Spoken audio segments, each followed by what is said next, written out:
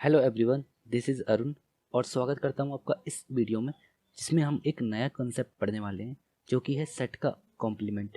तो सेट का जो कॉम्प्लीमेंट है वो आपका एक और सेट ऑपरेशन है। अभी तक हम देख चुके हैं सेट ऑपरेशन में यूनियन, इंटरसेक्शन और सेट डिफरेंस।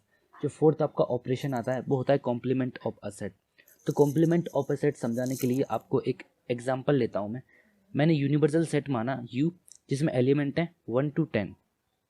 उसका मैंने एक सबसेट माना ए जिसमें एलिमेंट है 1 3 5 7 9। ठीक है, अब ए का कॉम्प्लीमेंट निकालना है मुझे। कॉम्प्लीमेंट को हम ए डैश से रिप्रेजेंट करते हैं। ठीक है, ए डैश यहाँ पे कॉम्प्लीमेंट ऑफ ए होगा।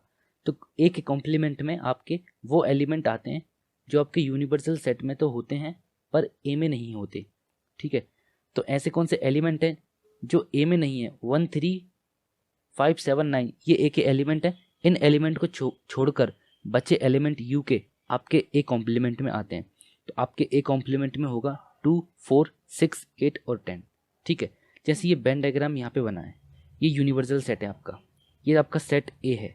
ठीक है, तो ए का कॉम्प्लीमेंट क्या होगा? ऐसे एलिमेंट जो ए में नहीं है पर यू में है। अब यू में तो सारे एलिमेंट आएंगे इस रेक्टेंगल के अंदर वाले, और ए में एलिमेंट आएंगे इस सर्कल के अंदर वाले। तो ए के कॉम्प्लीमेंट में एलिमेंट आएंगे इस सर्कल के बाहर वाले पर यू के अंदर वाले। क्लियर है? अगर हम सिंबल्स के फॉर्म में लिखें तो ए के कॉम्प्लीमेंट को हम इस तरह रिप्रेजेंट करते हैं। ए के कॉम्प्लीमेंट में वो सब एक्स आते हैं, set of all x such that x belongs to U. जो एक्स हैं वो यू में तो हो पर ए में नहीं हो, x does not belongs to A. Obviously A dash जो है उसको हम लिख सकते हैं यू माइनस ए। ठीक है, यू माइनस ए मतलब यूनिवर्सल सेट में से आप वो एलिमेंट डिलीट कर रहे हो जो आपके ए में है। एग्जाम्पल के लिए सपोज यूनिवर्सल सेट आपने माना क्लास 11th के स्टूडेंट्स, और सेट ए माना आपने क्लास 11th की गर्ल्स। तो बताइए ए डैश में क्या होगा? तो 11th क्लास के स्टूडेंट आपका यूनिवर्सल सेट है और ए सेट आपका गर्ल्स है। तो ए का कॉम्प्लीमेंट मतलब ऐसे स्टूडेंट्स जो क्लास 11th में तो हैं पर गर्ल्स नहीं हैं, तो ऑब्वियसली वो आपका आएगा बॉयज़। तो कॉम्प्लीमेंट की कुछ प्रॉपर्टीज़ होती हैं जैसे हमारे यूनियन और इंटरसेक्शन की होती थी। ठीक है, पहला लॉ होता है प्रॉपर्टीज या लॉ कहते हैं इनको। पहला लॉ कॉम्प्लीमेंट लॉ कहलाता है। ठीक है, इसको समझाने के लिए ये वाला एग्जांपल देखिए। यूनिवर्सल सेट में एलिमेंट मैंने ले लिए 1 2 3 4। सेट ए में मैंने एलिमेंट ले लिए 1 3, और तो ए के कॉम्प्लीमेंट में क्या होंगे? 2 4, क्योंकि 1 3 को छोड़कर बाकी जो बचे एलिमेंट हैं 2 और 4 वो ए कॉम्प्लीमेंट में आएंगे। ठीक है, अब कॉम्प्लीमेंट लॉ ये कहता है कि अगर मैं ए का उसके कॉम्प्लीमेंट ए डैश से यूनियन करता हूँ तो मुझे क्या मिलेगा, और मैं ए के कॉम्प्लीमेंट से इंटरसेक्शन करता हूँ तो मुझे क्या मिलेगा। देखिए, यूनियन करूंगा मैं अगर इन दोनों का तो 1 2 3 4 मिल जाएगा। 1 2 3 4 यू में है तो यू ही आ जाएगा यूनिवर्सल सेट। और अगर इंटरसेक्शन करूंगा, अब एक बात याद रखना, ए और ए के कॉम्प्लीमेंट में एक भी एलिमेंट कॉमन नहीं होता। अगर वो कॉमन होता है तो वो दोनों कॉम्प्लीमेंट नहीं होंगे। तो ए और ए डैश हमेशा डिसजॉइंट सेट्स होते हैं, और डिसजॉइंट सेट्स में कोई भी एलिमेंट कॉमन नहीं होता, इसलिए इन दोनों में भी कोई एलिमेंट कॉमन नहीं होगा। तो इनका इंटरसेक्शन करेंगे तो एम्प्टी सेट मिलेगा। ठीक है, सेकंड प्रॉपर्टी या सेकंड लॉ जो है वो होता है डी मॉर्गन लॉ। ये बहुत ही इंपॉर्टेंट लॉ है। ये क्या कहता है कि अगर ए और बी का मैं यूनियन निकाल दूं पहले, फिर उसका कॉम्प्लीमेंट करूं, तो वो आता है ए का कॉम्प्लीमेंट इंटरसेक्शन बी का कॉम्प्लीमेंट। मतलब दो सेट के यूनियन का कॉम्प्लीमेंट आता है उनके अपने कॉम्प्लीमेंट के इंटरसेक्शन के बराबर, या दो सेट के इंटरसेक्शन का कॉम्प्लीमेंट आता है उनके अपने कॉम्प्लीमेंट के यूनियन के बराबर।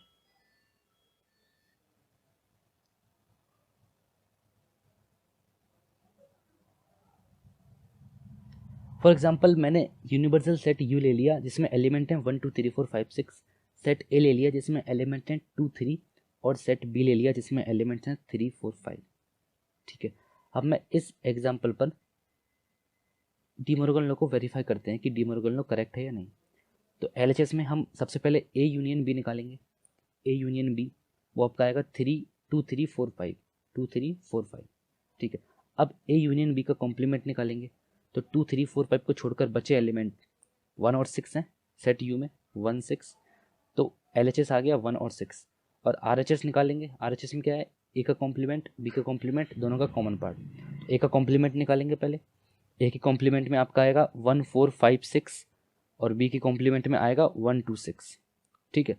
अब 1 4 5 6 और 1 2 6 में इंटरसेक्शन पार्ट क्या है, 1 और 6, ये आ गया 1 और 6। तो LHS और RHS यहाँ पे इक्वल है, तो ये प्रॉपर्टी वैलिड है।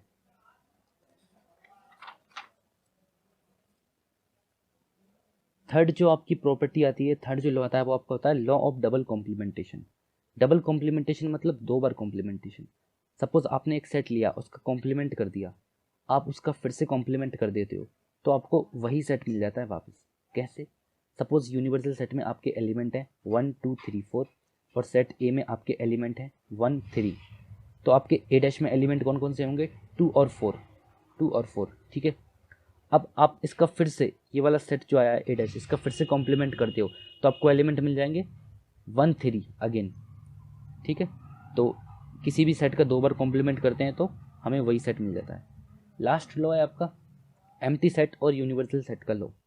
ये लॉ क्या कहता है, जब आप यूनिवर्सल सेट का कॉम्प्लीमेंट करते हो तो आपको नल सेट मिलता है, और नल सेट का कॉम्प्लीमेंट करते हो तो आपको यूनिवर्सल सेट मिलता है।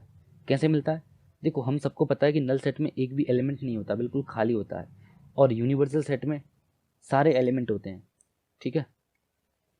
जब मैं सारे एलिमेंट का कॉम्प्लीमेंट करूँगा, सारे एलिमेंट का कॉम्प्लीमेंट करूँगा इसका, तो मुझे तो वो सब चीज़ें मिलेंगी।